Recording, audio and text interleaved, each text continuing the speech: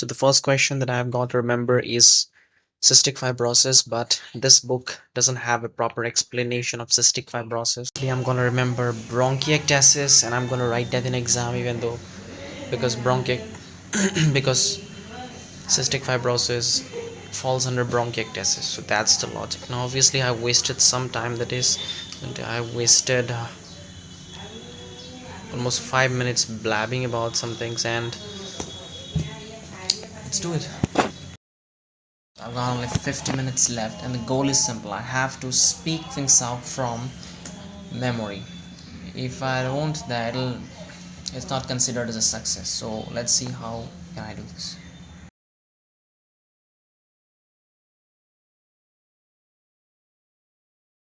So I just completed memorizing this bronchiectasis, and it took me like 45 minutes to do it. And so these are the questions that I came up with.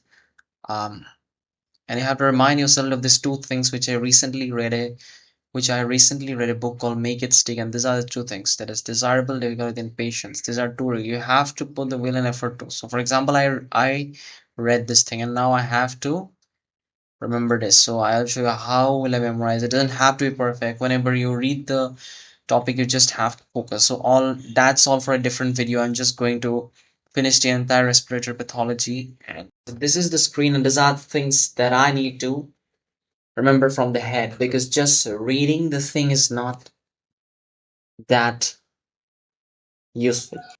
So first of all, here we have got the definition of bronchiectasis. Now I have hidden all my notes and book, and I just have a blank sheet of paper in front of me. Let's talk about the definition. What exactly is bronchiectasis? So as much as I can remember, it is the dilation of the bronchi and the bronchioles, which happen because there is a damage to the smooth muscle walls which surround this bronchi and bronchioles. This is the definition that I can remember. And also there was written that it is a generalized or a focal. Now let's move to the next question. So this is right. Should I put it in green? Yeah, I should. I should put it in green. Let's talk about the etiopathogenesis. Okay, let me think about the etiopathogenesis. So etiology. So as much as I can remember, there are two types. One is an obstructive, and the another one is a non-obstructive. And we have to just speak about the non-obstructive first. So non-obstructive was mm, the most important causes are infections, means it is mostly related to post-infectious causes. It may be bacterial, it may be viral, or it may be fungal. And secondly, it can also be genetic.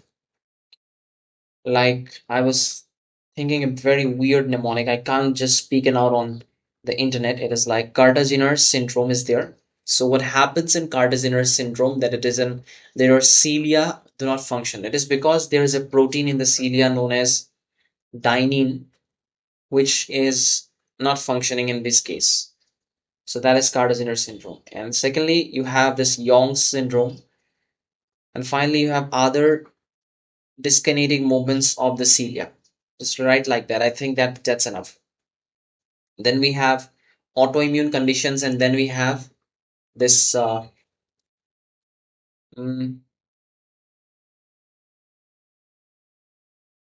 immunodeficient individuals. So to be very honest, I'm speaking it out now here that I have some this kind of OCD like symptoms, and because of it, there is a lot of fear of me putting these things out on the internet, and I know that all these things are false fears, and this is really worsened. So either I have two options with me. I will never upload a video, and because becoming one requires you to upload stuff.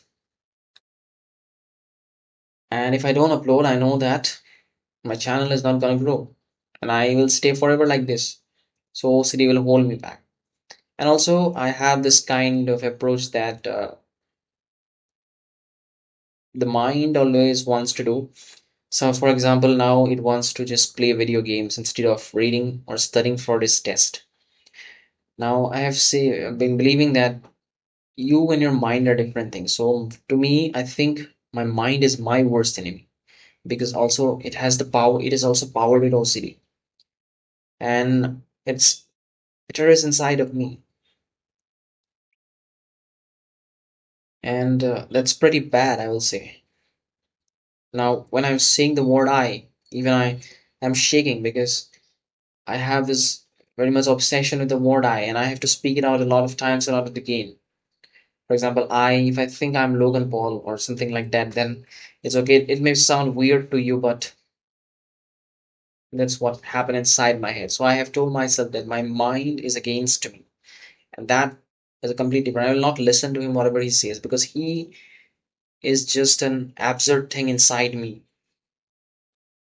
It's like a bully inside of him, literally. And whatever, if I do what my mind tells me to do, like it wants to watch a movie now instead of putting in the effort to study for the test, and it'll show you such scams like you feel really bad after watching the movie. And he was keeping this aside, keeping the mind shut, let it think whatever it wants. I will do my own thing, and let's grind. So the next is the type of bronchi. So the next comes here the etiology. Okay, so I talked about the etiology of this non-obstructive one. Now coming to the obstructive one, it has two things. Like there is literal obstruction of the airways, and the second one might be due to this cystic fibrosis. Now, as much as I know about cystic fibrosis, so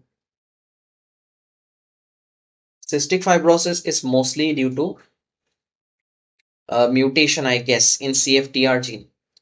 And this CFTR gene,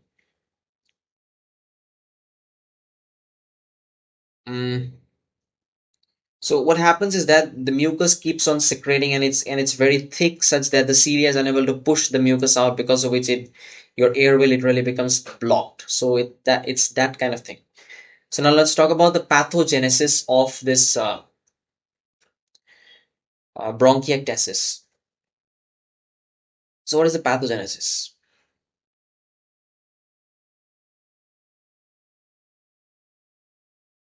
I'm trying to think in my head what is the pathogenesis. Again, some weird thoughts coming up, but I'm trying to suppress it down.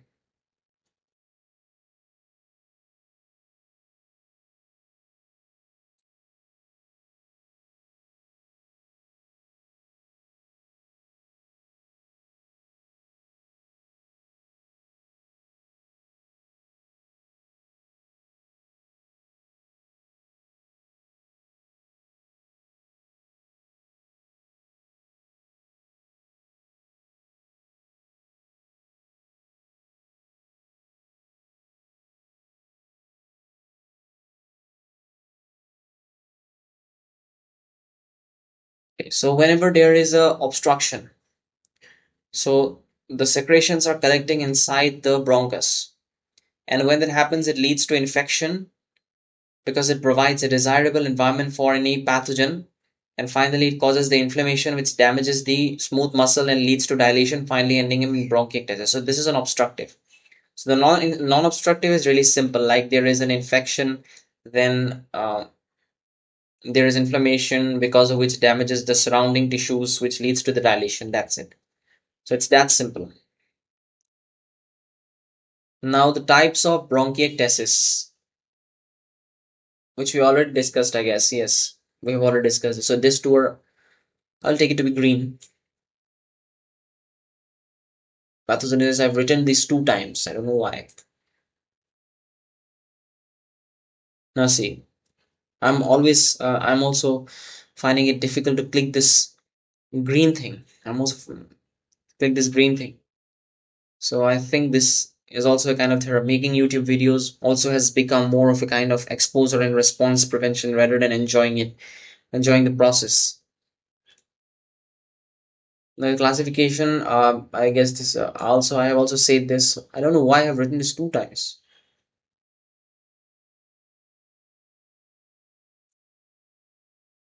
And finally, the morphology. So morphology, there are two types of classification. On the one you can, oh, I remember the classification was, one was focal and another one is generalized. Just to, if we remember these things, I guess it's enough. Now let's for the morphology part. The morphology part. we have this dilations. Like there is, we can classify it on the basis of dilations. Like we have saccular dilation, then you have fusiform dilation, and there were two more like cylindrical dilation, and last one I couldn't remember it. And there was also some other classification, I guess, according to the location involved. That is the whether the entire lobe of the lung is involved or only portion is involved. I guess it was that much. Really not confident with this morphology part. Now coming to the microscopy, obviously you will see a lot of inflammatory cells. Then also there were some other headings like bronchial muscle involvement. There might be some other stuff going on, and the mucosa will be desquamated, I guess it was written. So morphology part is a bit very absurd, and it is a lot to remember. So I will put it in orange because I have doubt in this, and I'm going to check it out. That's it. It's done. So it's that easy, and because of this lot of procrastination stuff, I was procrastinating on this. So what happens is that whenever there is a lot of time, we used to get bogged down into the details and we find really demotivated to pursue reading this topics, and the load feels so intense that we quit and just procrastinate like crazy. And by when the exam comes, we just read these headings and just improvise upon this in the exams. So there has to be some intermediate. Yeah, we shouldn't get too much bogged down into the details as well as this little stuff also. If I had done this thing a number of times, I'd be much fluent at it rather than trying to find every detail. Okay, so classification I've already mentioned. Secular is there, cylindrical is there, fusiform is there. Yes, there's one more that is varicose bronchiectasis. So I'm not going into the theory of it. I'm just seeing the diagram and trying to understand it. It just looking like weird vein, like with varicose veins, like bronchioles are there in the lung. That is why the name is varicose bronchiectasis. According to the extent of involvement, which I have already said.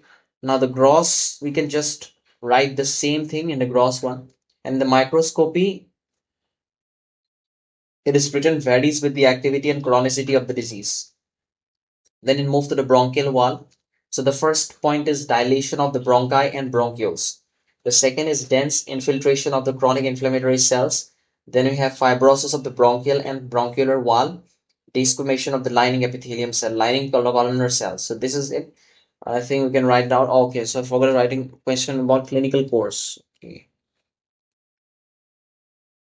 I don't know why I forgot this question. Clinical course. See, I am also this. I have a lot of OCD in this word I.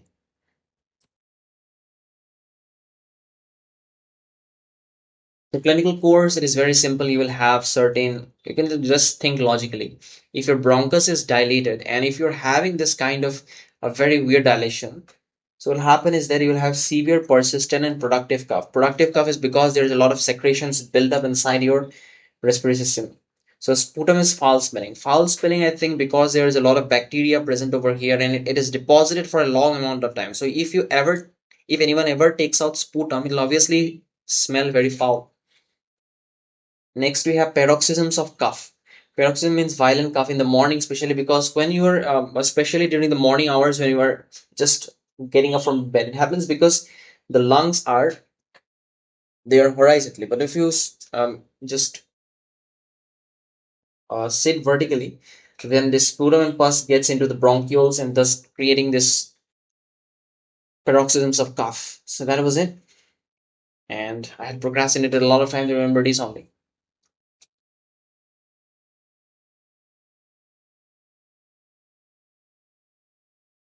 And also I'm taking a challenge to just upload this video. If I don't upload this video, it means that I am really losing to my mind. And if I upload this video, then it'll be a win for me. At least one step to getting rid of the monster inside my head.